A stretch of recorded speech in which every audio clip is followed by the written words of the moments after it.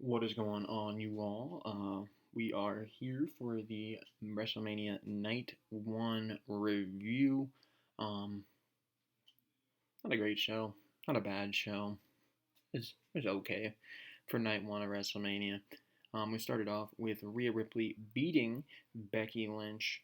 This match, I'm gonna be honest, it didn't do it for me. I wasn't super into it. I never really felt like Becky was gonna win. I really never had much investment that like, oh, what if Becky won? I never really got to that moment. So for me, that match kind of just didn't do it for me.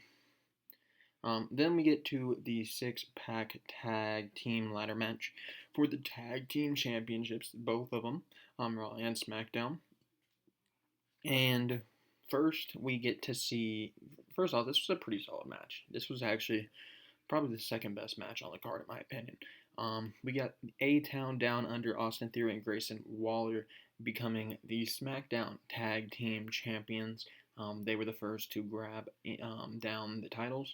And then the rest of the match, pretty much just everybody scrambling for the last championships, getting thrown off ladders here and there.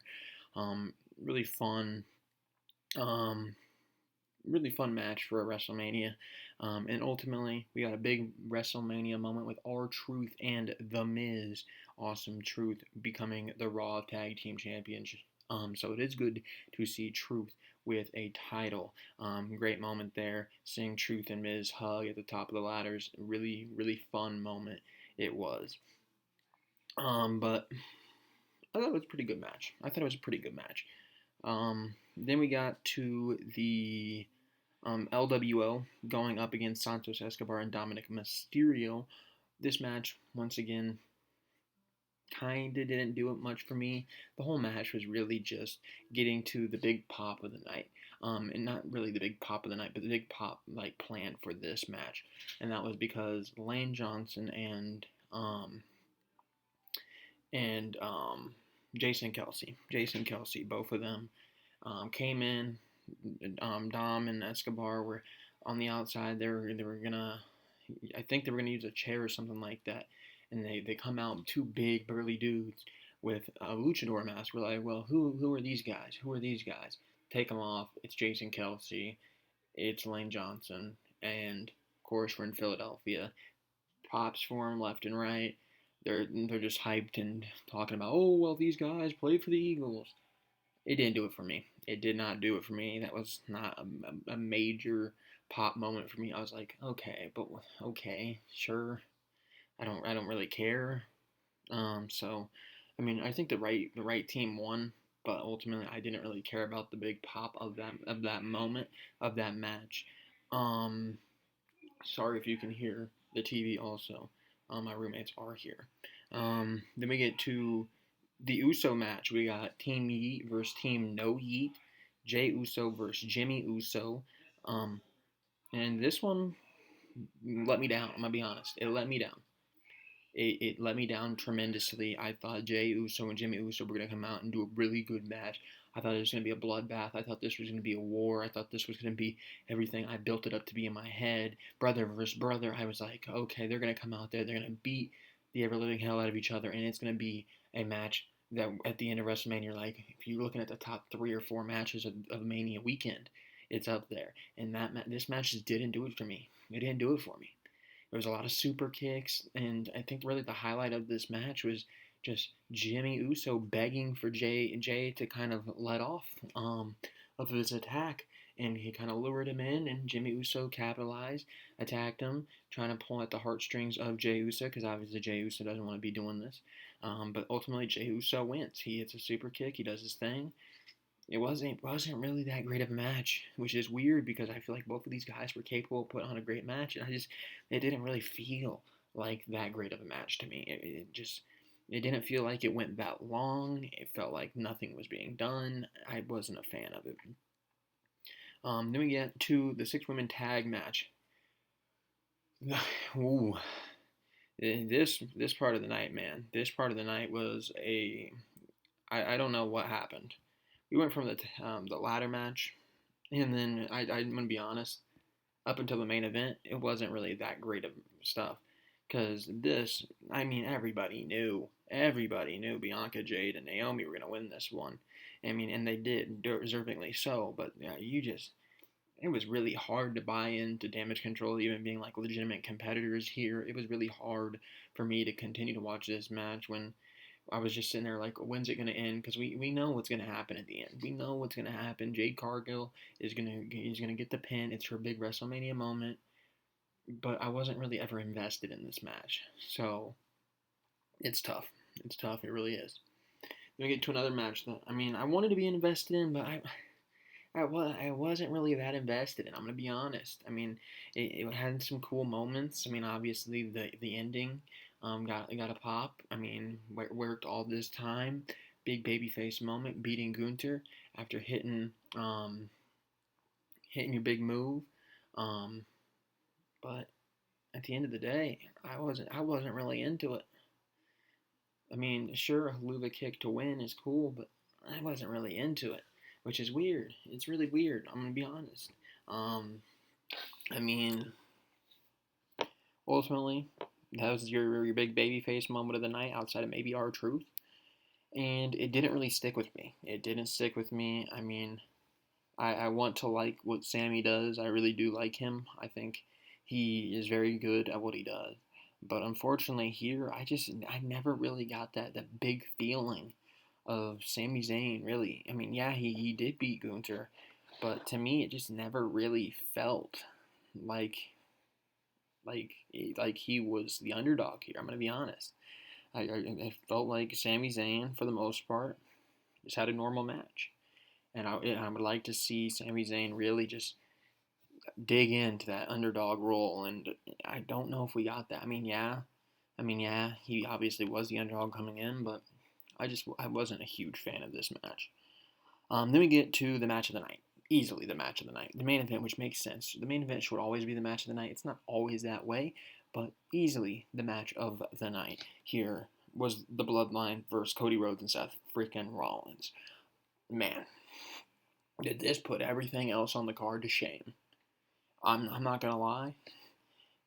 Going into that match, I was like, they really need to have something out of this match, because this card's kind of been underwhelming for the most part. Hasn't been doing much, and yeah, we had the cool moment with Truth. Yeah, we had that little pop that got the Eagles players out there. Yeah, we had a big babyface moment there for Sammy, but it didn't feel like a complete show. It felt like something was missing from this whole show. And this match absolutely delivered. The main event absolutely delivered. I don't know what else you could have wanted from this match. I'm gonna be honest. I mean, they played this match like it was Bloodline rules. There was, Rock at one point told the referee Chad Patton, "You're not gonna start," because they took it outside the ring to fight. He told him, "You're not gonna count, or I'm gonna fucking fire you." He said, "I pay the bills," or he said something like that. He said, "I can get you fucking fired," or something like that. Dwayne Johnson threatening Chad Patton to fire him. Threatening him to fire him. So Chad Patton's kind of just letting whatever goes, goes. He can't do anything about them fighting in the crowd. He can't do anything about them doing low blows. He can't do anything about them doing 2-on-1s in the ring. He can't do anything about them throwing each other into tables, spearing each other into the barricade. He can't do anything about any of that. He couldn't. He couldn't do anything about The Rock smacking Cody with the weight belt. He couldn't do anything. And I'm not gonna lie, I loved every minute of it, because I've been a big believer in this the whole way, that I think a lot of odds are stacked against Cody going into night 2 as it is. The more odds you put in Cody's way, the more hurdles that Cody has to jump, the more adversity he has to face on night 2, the bigger the moment will be when Cody Rhodes at the end of the night holds up the World Championship and says that he is the one to put the Bloodline down. He is the one to end Roman Reigns' title run. He is the guy that stopped it all. He is the guy responsible for Roman Reigns then leaving, because I believe Roman Reigns will take some time off. He is the guy for making The Rock angry at Roman Reigns. I mean, I'm not going to lie. You look at it, guess who got the pin in this match? The Rock. The Rock pinned Cody. He hit he hit his finishing moves. He hit you a people's elbow. I mean, he hit you a rock bottom. He pinned Cody Rhodes. So tomorrow night, when Cody Rhodes finally overcomes all the odds, he holds the championship up at the end of the night. That's gonna be a flipping point for The Rock. On Monday night, we're gonna have The Rock come out, and he's going to disown, kick out, do something. He's gonna be pissed that Roman Reigns could not get the job done, because you know who did get the job done? Dwayne "The Rock" Johnson, night 1 of WrestleMania. He pinned who eventually became the World Heavyweight Champion.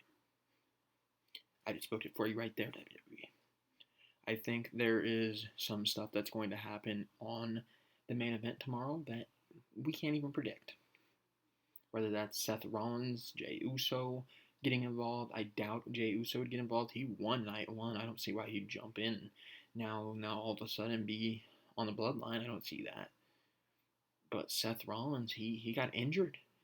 This match he got injured. They made a point out of him being injured. He injured his knee, he injured his neck, he injured his back. They made a point that Seth Rollins was injured, beaten, broken going into tomorrow against Drew McIntyre. Drew McIntyre wins tomorrow, and depending on whether or not they really want to sell this Seth injury stuff, if Seth can, per storylines, be somewhat healthy enough to go in and distract or even do anything, I wouldn't be surprised if he goes in and tries to add to the Bloodline. I wouldn't be surprised if Drew McIntyre gets involved in the match. I wouldn't be surprised with a lot of stuff. I wouldn't be surprised with a lot of stuff. It's going to be interesting tomorrow. But they left you out on a good note tonight. At the end of the night, you needed Dwayne "The Rock" Johnson and Roman Reigns standing on the ramp, holding up the championships. You needed that.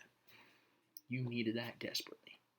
Because I think really where this WrestleMania is going to make its money, where it's going to be remembered, is with the main event of night 2. When you think of WrestleMania 30, you think of Daniel Bryan's big moment. You don't think of all the other stuff that happened on that card. I couldn't tell you what happened on that card outside of Daniel Bryan's moment. That's what I see with Cody Rhodes now. I see you overcoming such great odds. You finally do it. You're the world champion. I mean, everybody's seen his journey. Whether it's back when he was in the tag team and with Randy Orton and DiBiase, whether it's Stardust, whether it was Cody Rhodes on the Indies in New Japan, whether it was Cody Rhodes in AEW, or now, once again, back in WWE as Cody Rhodes. We've seen it. We've seen his journey. We've witnessed it. We've lived it with him. The story needs to be finished tomorrow. The story will be finished tomorrow. It is time for Cody Rhodes to take his rightful spot at the top of the company. You want to make moments, you want to make stars bigger than life. Tomorrow's your opportunity with Cody Rhodes. You didn't do it last year, and at the time I was upset. But looking back, it was a great idea because it makes it this year even that much bigger, that much better. You cannot afford to have Cody Rhodes lose tomorrow night. You can't. I'm sorry. You just can't. But I'll leave it out with you. Leave you out with this. WrestleMania Night 1, for the most part, wasn't my cup of coffee. Wasn't my cup of coffee. It wasn't a bad show. Wasn't a good show. But the main event really set up night 2 for a lot of success. I mean, you look at the card for tomorrow night. You're going to have Seth Rollins and Drew McIntyre. Like I said, Seth going in injured. Tonight's card is going to have heavy implications on that. I mean, you look at the Pride versus the Final Testament. I think that'll be a solid match.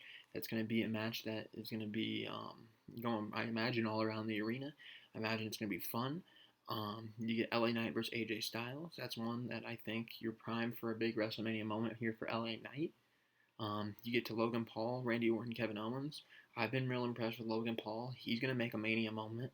Then you get Io Sky Bailey. That one, I'm not sure here who's going to have the big Mania moment, if it's going to be Io Sky or maybe Bailey. But I think that's going to end up being a real good match. But ultimately, you're capping off this WrestleMania with Roman Reigns, Cody Rhodes. And that's going to be your moment. That's going to be what people will talk about for 5-10 years down the line. If Cody Rhodes beats Roman Reigns, ends the Bloodline, ends the however many year title run of Roman Reigns, it's over. It's done. The Bloodline's done. Cody Rhodes is going to be the biggest talking point for the next however many years. I still know that when people talk about great WrestleMania moments, they bring up Daniel Bryan. When they talk about great WrestleMania moments, they bring up the streak being broken. This is your chance to create one of those legendary, iconic WrestleMania moments. WWE, you got to do it. Thank you for watching. Make sure you like, subscribe, and come back tomorrow night for night 2. We will react and review that similar to what we did here today. Thank you for watching, and I'll see you next time.